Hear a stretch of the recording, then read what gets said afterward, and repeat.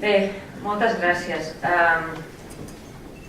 Jo sóc una ignorant dels 44 anys, amb molts buits intel·lectuals i amb moltes mancances, i és un honor ser aquí i estar voltada de persones que han lluitat en moments molt més difícils que els d'ara pel que creien. Crec que al final a les persones ens toca defensar el que creiem, de veritat.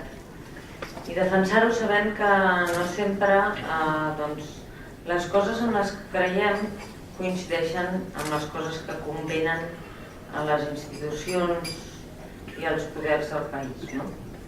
Penso que aquest país nostre té moltíssimes virtuts que segur que un dia o altre ens portaran a ser un país lliure, però té alguns defectes que en aquests moments m'amoïnen molt, a mi personalment i copso que una part important de la nostra societat.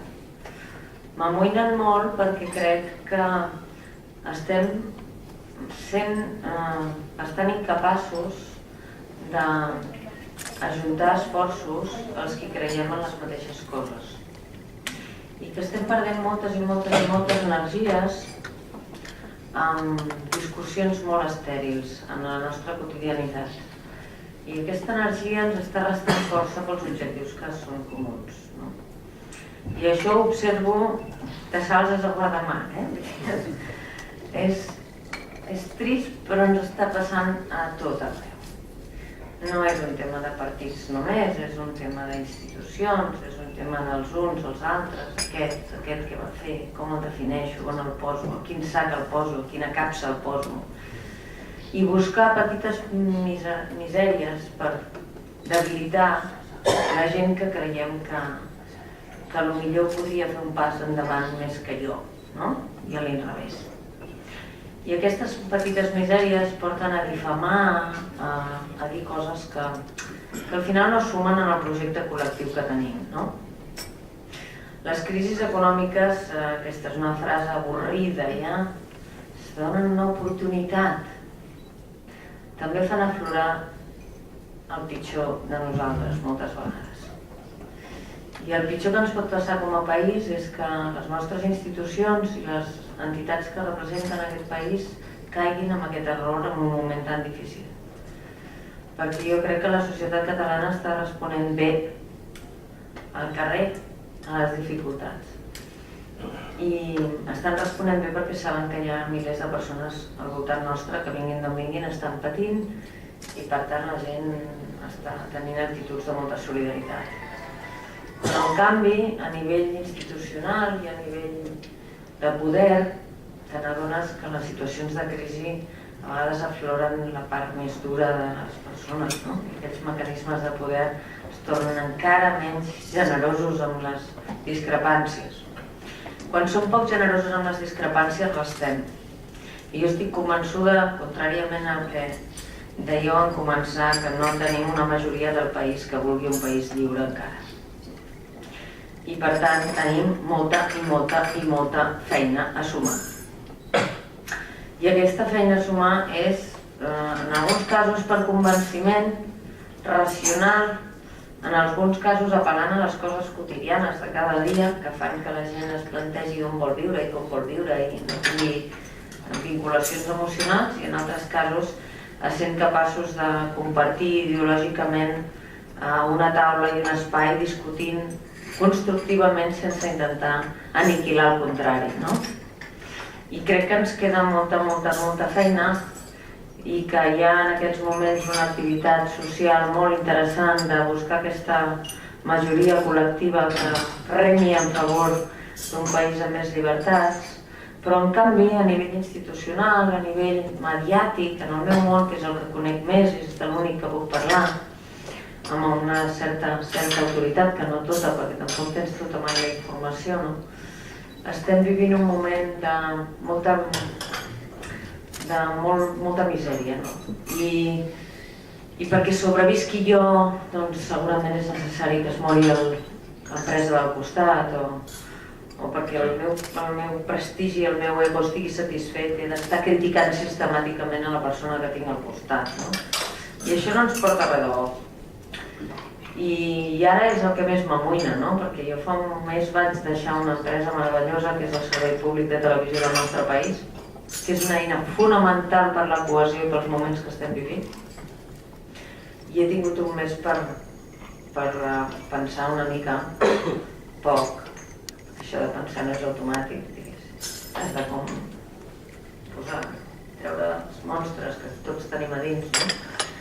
I he pensat que realment tenim un país ple de gent que fa coses, no? Us ho dic perquè, com que jo m'he quedat al carrer, la gent ho sap i em truca per dir: escolta, tenim una associació de no sé què, vindries a fer?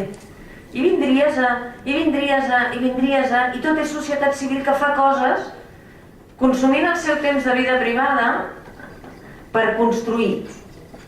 No? Li podem posar tots els matisos que vulguem, per construir socialment, per construir políticament, per construir econòmicament, per construir a nivell de salut, etc. No?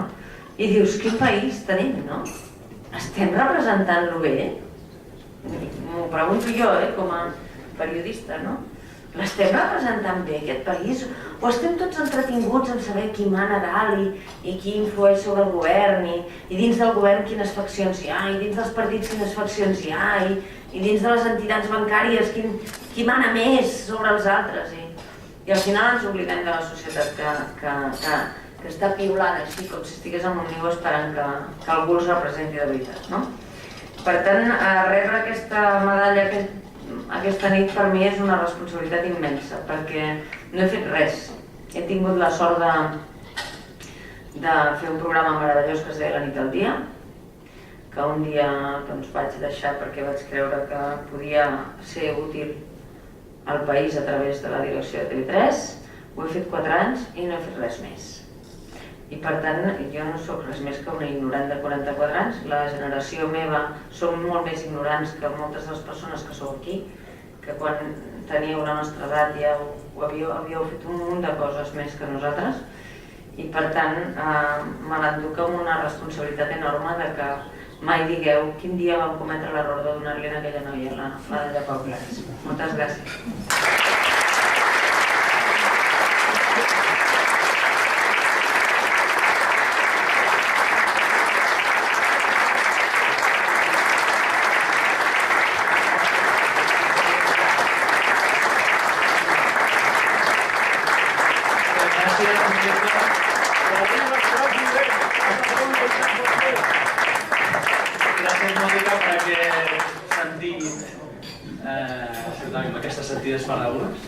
I ja per acabar, hi ha un record per dues de les persones que van participar en aquestes entrevistes, veterans militants del front, el Joan Agut i el Martí Torrent, que ens han deixat després d'aquestes entrevistes.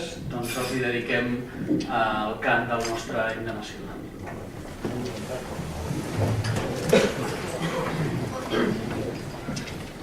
Catalunya triomfant, tornarà a ser rica i plena, endarrere aquesta gent tan ufana i tan superba.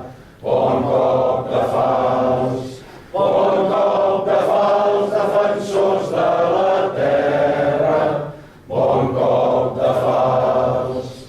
Ara és hora, segadors, ara és hora d'estar alerta per quan vingui un altre juny. Les volem ben